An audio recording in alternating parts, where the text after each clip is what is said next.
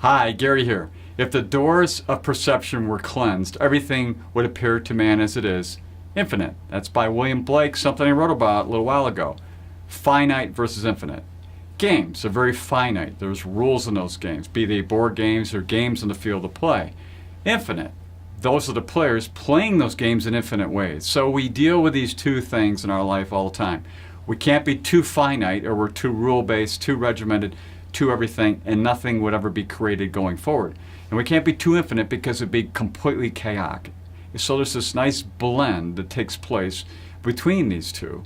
And at least in my own perception of the world, I see young people, children in particular, tend to play more of the infinite game. And as we get older and older, we tend to want things more finite, because many times it surrounds things like a fear of failure.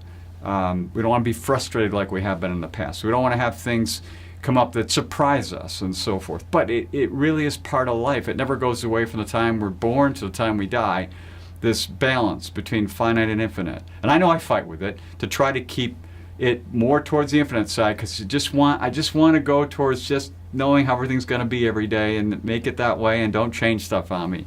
You know, all you have to do is look at the weather. I mean, it just changes all the time. And it actually is a really good analogy for how our lives are. It's constantly changing. We never know what's going to come up, and we have to deal with it. We have to deal with it because there's nothing else we can do with it.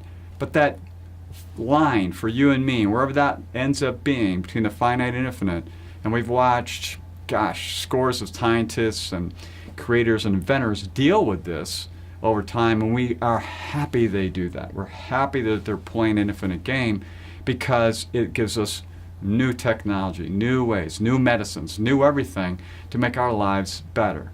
So think about that the next time when you're looking at how you're running your life from a day-to-day. Are you being too finite? Probably not being too infinite, but maybe you want to be a little more that way, because that's where the play is. That's where the fun is. And even though it might be hard and difficult, it ultimately is a lot more fun doing that the longer we live. So until next time, enjoy.